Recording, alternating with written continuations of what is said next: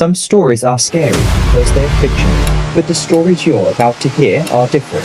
Every moment in this video is based on real experiences, events that happen to ordinary people in places that should have been safe.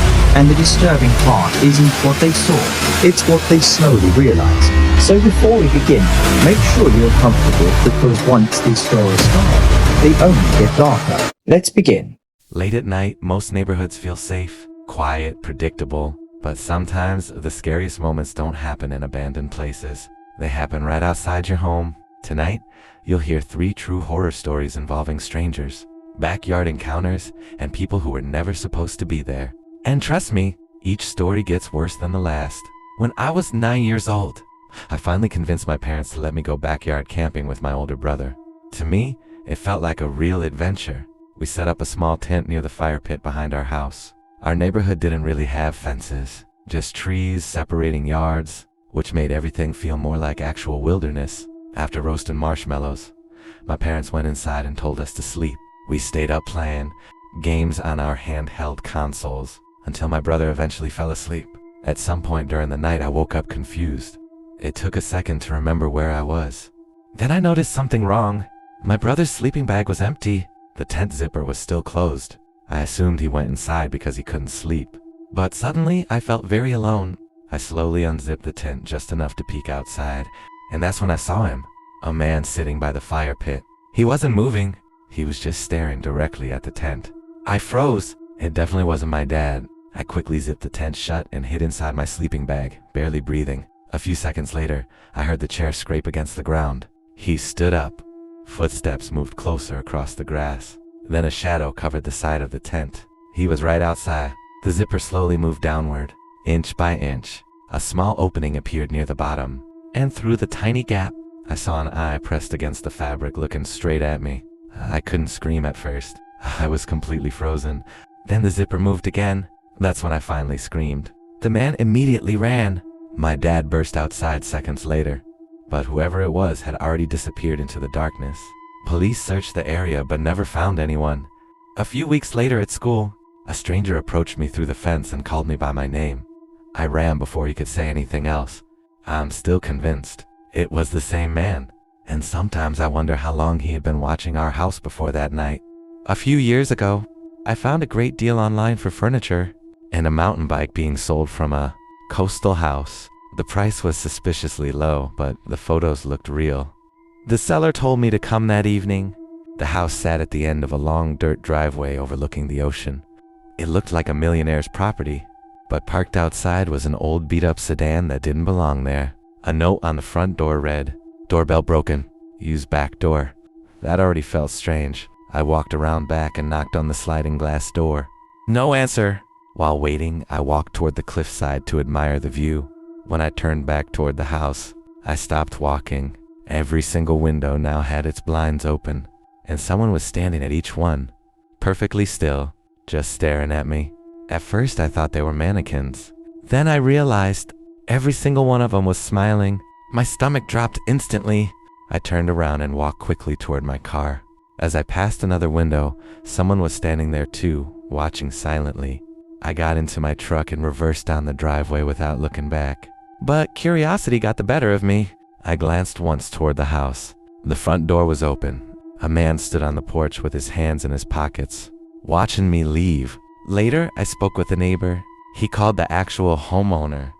The owner wasn't even in town. Police checked the property. Hall doors were unlocked. No one was inside. The listing account had already disappeared. And to this day, I still wonder why they wanted me to go around back instead of the front door. Late at night, your home feels safe. Quiet, predictable, but sometimes the most terrifying experiences happen not in dark alleys or abandoned places, but right outside your own windows, in a space you think you control. That night, I was at home alone while my parents were gone, planning a small pool party with a few friends in our secluded backyard. The kind of backyard that seems inviting in daylight but becomes a shadowy, eerie void at night, where the woods behind the pool house stretch endlessly, and no one should ever be there. Yet, as I was setting up tables and chairs earlier in the evening, I froze when I heard a faint cough from the darkness, a human cough. Slow, deliberate, unnervingly calm, like someone had been waiting for me. And for a few seconds I stood frozen, straining to see through the trees, my heart racing, telling myself it was my imagination, but instinct screaming otherwise. The party went on. Friends arrived. Music, laughter, splashing in the pool, and yet, despite the cheerful chaos, I kept stealing glances toward the woods, every shadow tightening in my chest like an icy hand, until the last guest left around 1 a.m. and I thought I was safe, only to be awakened around 2 by a splash.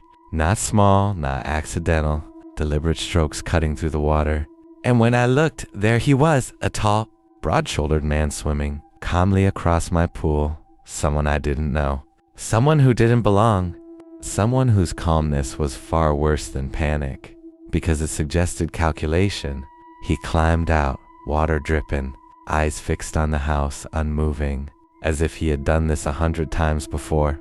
And when he started walking toward the sliding glass door, deliberate, direct, methodical, I felt my chest tighten so much I thought I couldn't breathe, scrambling to lock my bedroom door, dialing 911 with a trembling hand, whispering that someone was in my house, while his wet footsteps creaked on the hardwood floor beneath me, coming closer with a patience that was more horrifying than a chase.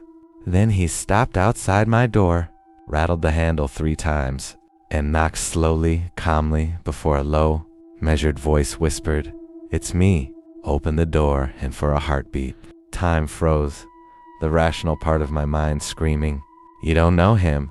Don't open it." Yet the primal fear rooted me to the floor, my voice shaking as I shouted, "Leave now!"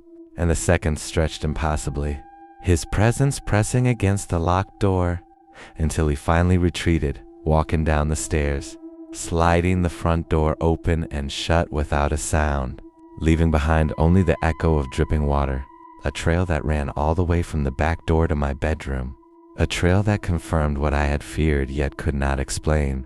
And when the police arrived minutes later, they found nothing stolen, no forced entry, just unlocked doors, untouched windows, and the terrifying realization that someone had been inside, had walked through my home, and could have done anything. And even now, when I look at that pool, when the backyard is quiet and the shadows stretch long across the grass, I can't help but feel watched, a subtle presence that reminds me that sometimes the most dangerous people aren't running, aren't frantic, aren't desperate. They wait calmly, deliberately, patiently, in places you thought were safe. And all it takes is one moment of vulnerability, one night, one shadow, and you realize safety is just an illusion.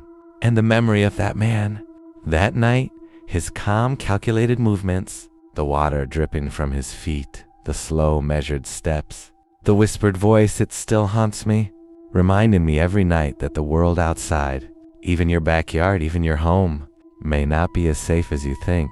And the question that lingers in my chest, cold and pressing, was this: what would have happened if I hadn't woken up, if I had opened that door, if I had made the smallest mistake? Because sometimes the quietest nights hide the loudest dangers, and the most ordinary moments can become the most terrifying memories of your life. If you're watching this at night, check your attic, because I thought mine was empty until it started giving things back. I noticed it the second I walked into the kitchen. Not loud, not obvious, just wrong. The house was silent the way it always is when you live alone. No television, no music, no second pair of footsteps, just the refrigerator humming and the soft ticking of my wristwatch. But in the center of the kitchen counter, perfectly centered, was a small blue toy car. It looked new, untouched, placed, not tossed, not forgotten, placed. I don't have children. I don't have guests. I've never owned a toy car in my life. I walked closer. Every step felt too loud. I flipped it over. Taped neatly underneath was a strip of white paper. 3 words. "You forgot this." My stomach dropped. Forgot what? I checked the doors. Locked. Windows. Sealed. No scratches, no forced entry, no explanation. That night I barely slept. At exactly 11:47 p.m. the next evening, something fell above me. A sharp single crash. From the attic. Not random. Deliberate, like something carefully dropped. I stood beneath the pull-down ladder, staring into the dark square above me. I never go into the attic. There's nothing up there. But I pulled the cord anyway. The ladder unfolded slowly. The air smelled dry, undisturbed. But in the center of the wooden boards lay a broken wristwatch, cracked glass, bent frame, identical to mine. I looked down. Mine was ticking normally, but the one upstairs had stopped, frozen at 11:47 p.m. I picked it up. On the back, carved deep into the metal, were 4 words. Next time, listen. Listen to what? I don't remember owning 2 watches. The next night, 11:47 p.m. Crash! I climbed again.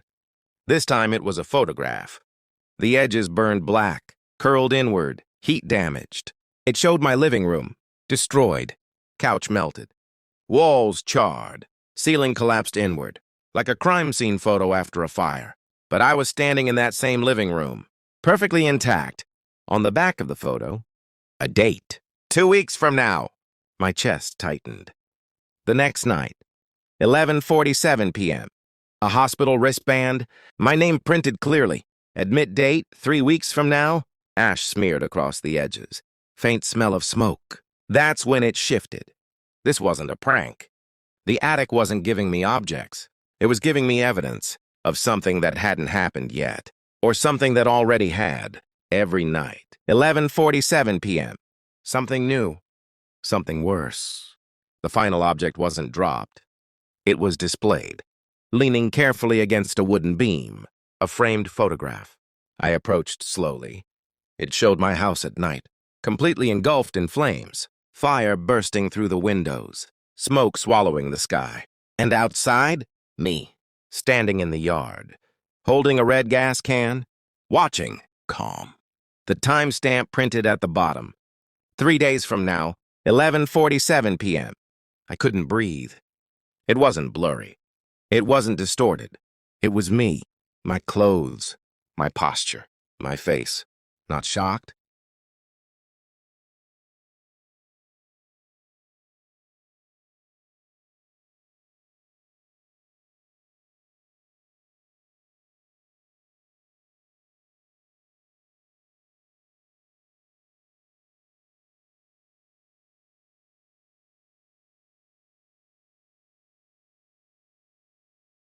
Most people think late-night gym workouts are peaceful. Fewer people, less noise. Just you, the machines, and your thoughts. But sometimes, being alone in a gym means you start noticing things that shouldn't be there. Tonight, you'll hear 3 true gym horror stories featuring disturbing late-night encounters, creepy stalker situations, and unexplained incidents that turned ordinary workouts into absolute nightmares. If you enjoy true scary stories and real horror experiences, make sure you watch until the end, because with each story, the situation gets much darker. I didn't realize I was being watched until the guy from my gym messaged me something he should never have known. At first, Marcus was just another familiar face, the kind you nod at between sets and forget 5 minutes later. But then he started showing up everywhere. And one night, he proved he knew where I lived. I'll call myself Ethan for this story. I went to the gym every night after work around 8 p.m. Same routine, same machines, same faces. After a while, you recognize people without ever meeting them. A nod here, a half smile there, silent familiarity. Marcus was one of those faces. He was always there before I arrived, and somehow still there when I left.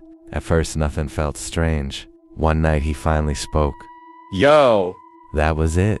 After that, we talked occasionally between sets. His thoughts moved faster than his words, like his brain never slowed down. One night, he asked me for a spot on bench press. After the set, he didn't leave. He started asking questions. Where I worked, what time I came in, if I lived nearby. Normal questions, just too many at once.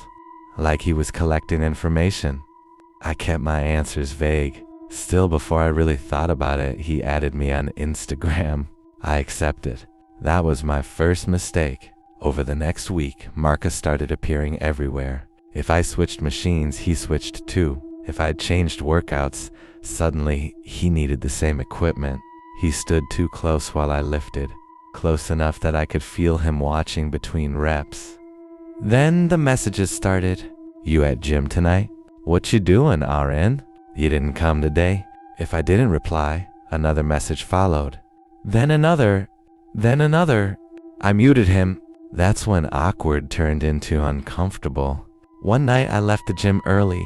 As I walked to my car, I noticed another vehicle parked nearby. Headlights off.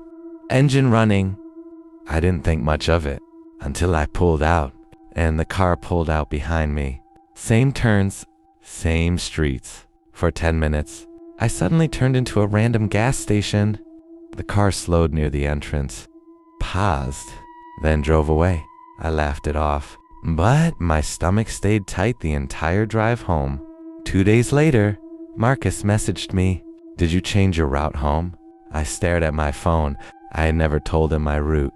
That night, I locked my doors for the first time in months. Around midnight, I heard footsteps outside my apartment. Slow, back and forth. Through the blinds, a shadow passed my window, then stopped. Right outside, my phone buzzed. A message from Marcus. Still awake? My chest dropped. Another message appeared seconds later. I could see a light on. Every light in my apartment went dark instantly. My hands shook as I backed away from the window. Outside, the footsteps stopped. I called the police. By the time they arrived, whoever had been there was gone. Nothing. Just empty space where someone had definitely been standing.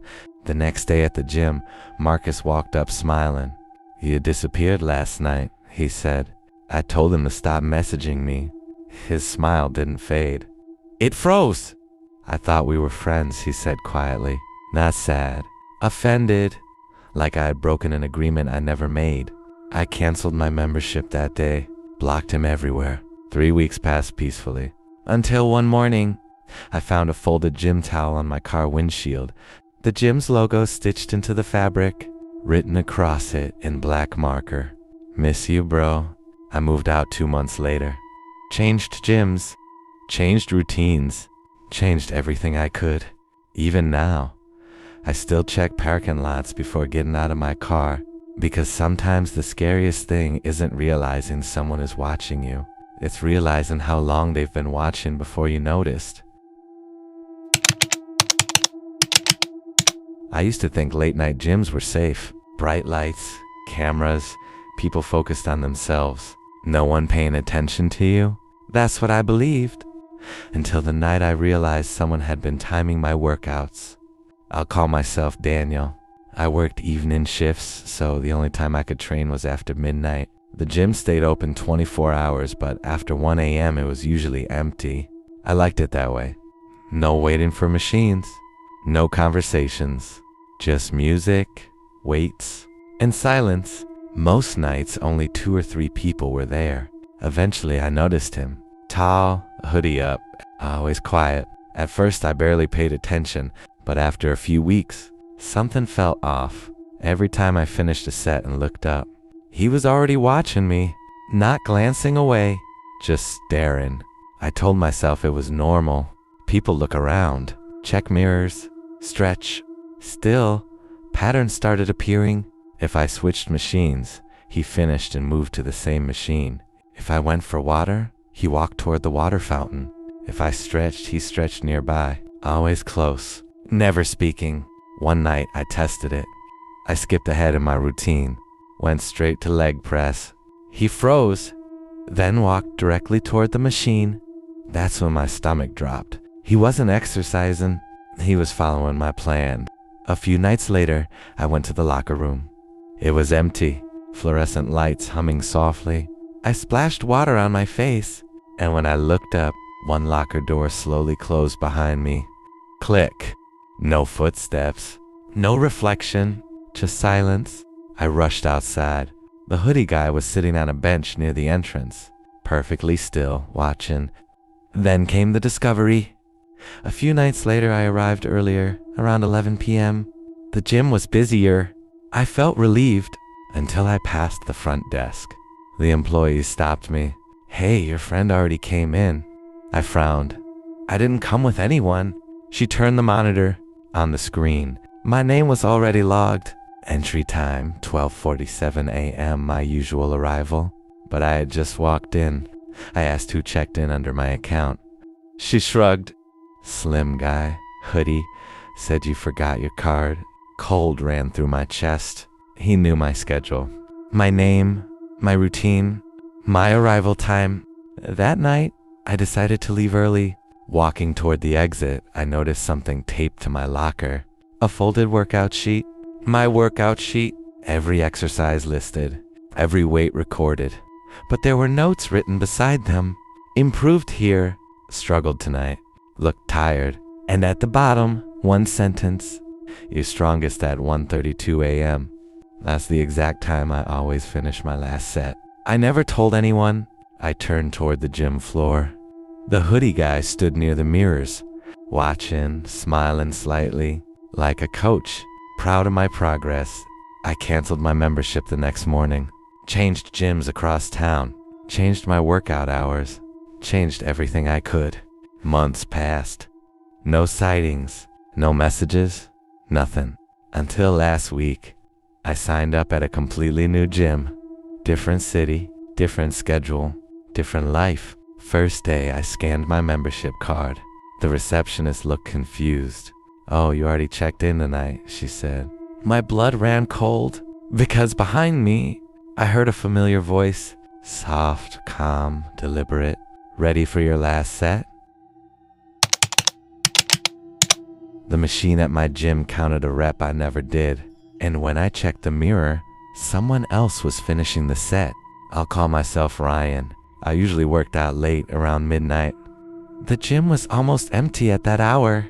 Just the sound of air vents, metal weights clanking, and mirrors reflecting endless rows of machines. Quiet, predictable, safe. At least that's what I thought. One night, I was using the shoulder press machine. I finished my set, 12 reps. I always did 12. The digital counter blinked. I frowned. Maybe I miscounted. So I reset the machine and started again. 1, 2, 3. The weights rose and fell rhythmically. By the time I reached 12, my shoulders were burning. I stopped, hands completely off the handles, breathing hard. The counter paused, then slowly changed. I stared at it. I hadn't touched the machine. I looked around the gym. No one nearby. Just one guy across the room stretching near the mirrors, hoodie up, facing away from me. I laughed quietly. Machines glitch sometimes, right? The next night, I used a different machine. Leg extension. Halfway through the workout, I stopped at 10 reps.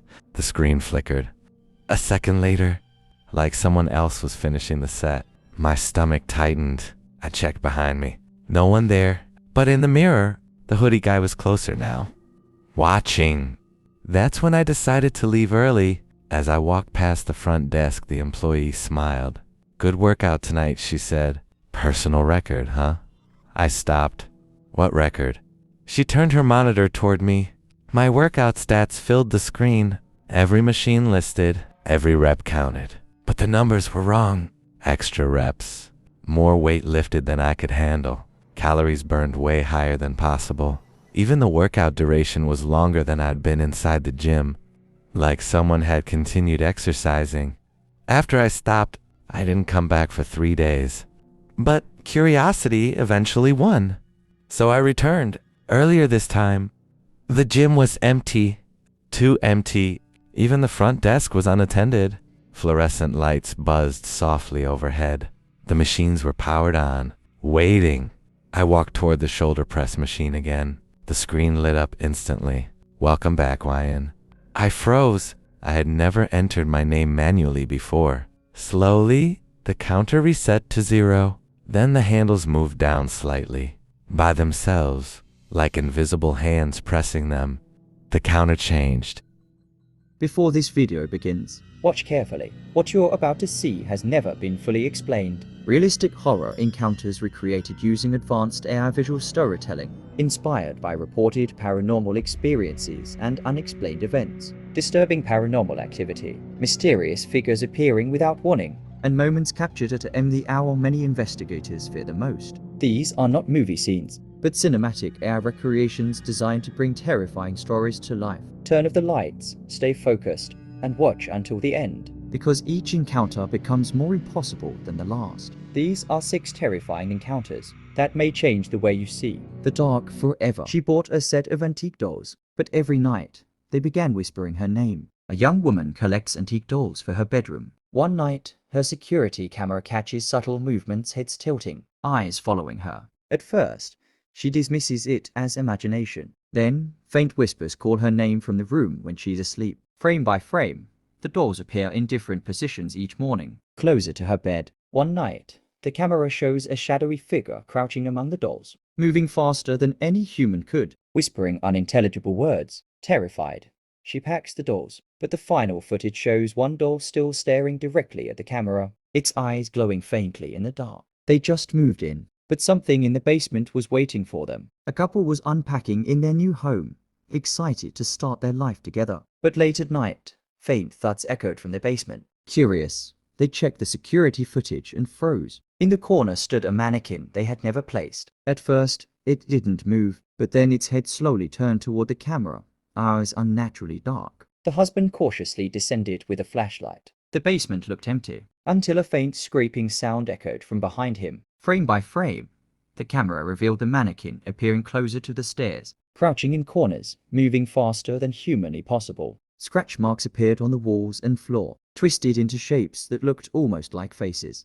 Each night, the thudding and whispers grew louder, and the mannequin appeared in impossible spots, always watching. On the final night, frame by frame replay showed it standing at the top of the stairs, staring directly into the camera, before vanishing completely. The couple left the house immediately, but they never forgot the sensation of being watched. If your house ever feels alive, maybe it is and it's waiting for you. They thought it was just a quiet road, but Hollow Road hides something no one should see. A young couple was driving home late on Hollow Road, a stretch known for strange accidents. Their dashcam captured a figure suddenly appearing in the middle of the road, disappearing the moment they slowed. At first, they assumed it was a trick of the headlights, but then the figure appeared repeatedly, in impossible locations, moving faster than any human could. In the rearview mirror, a pale face stared at them, expressionless, while faint breathing and scratching sounds played through the footage. On one sharp turn, the figure lunged toward the windshield, vanishing mid-air. Terrified,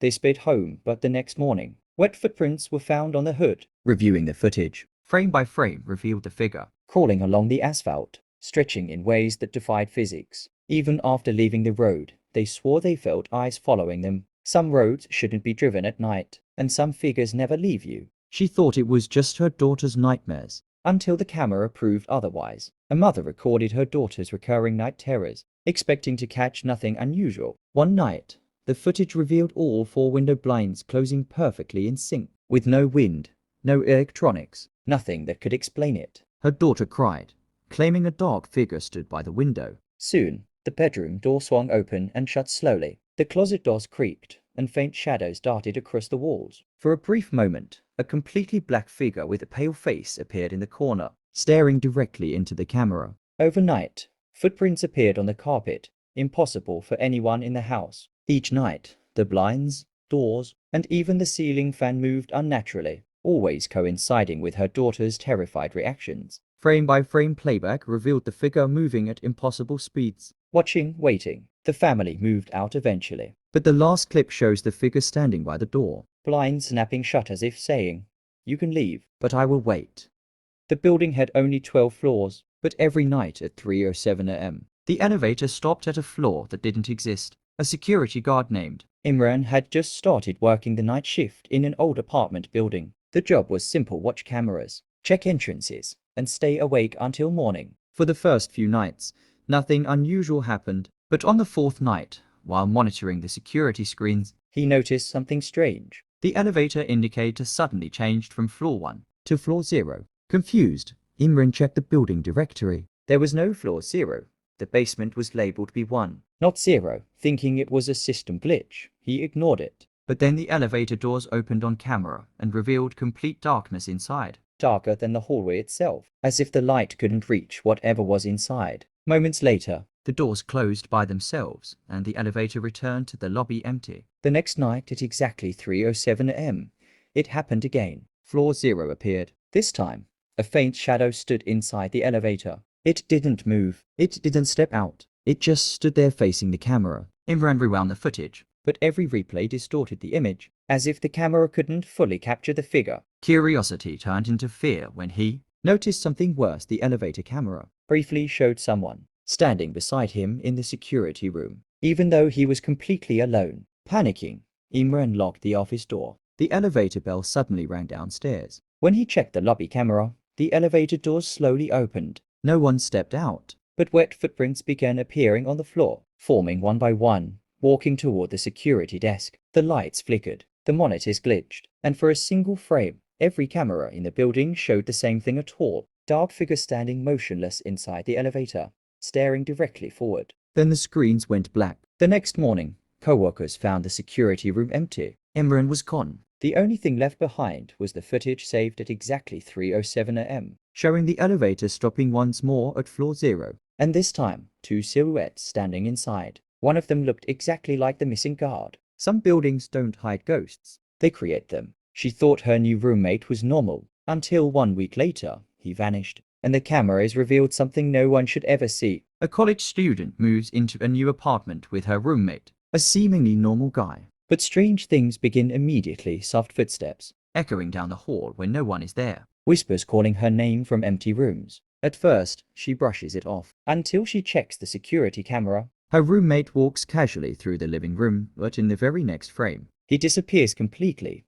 as if swallowed by the air itself. The objects he touches remain disheveled, but he is gone. Terrified, she watches over the next nights as shadowy forms resembling him crawl along walls, slip across ceilings, and flicker in mirrors. Sometimes his blurred pale face appears in corners, eyes wide and unblinking, staring directly at the camera. one night, frame by frame playback shows him standing silently in the bedroom corner. His body trembling unnaturally, then dissolving into darkness while leaving faint scratches across the walls, almost forming a warning message. Doors slam, lights flicker in perfect rhythm with his ghostly movements. And objects move on their own. The final clip captures a whisper, "You shouldn't be here." A chilling voice that seems to echo in the apartment long after she leaves. The student moves out immediately, but the footage remains. A haunting record of a roommate who was never truly human.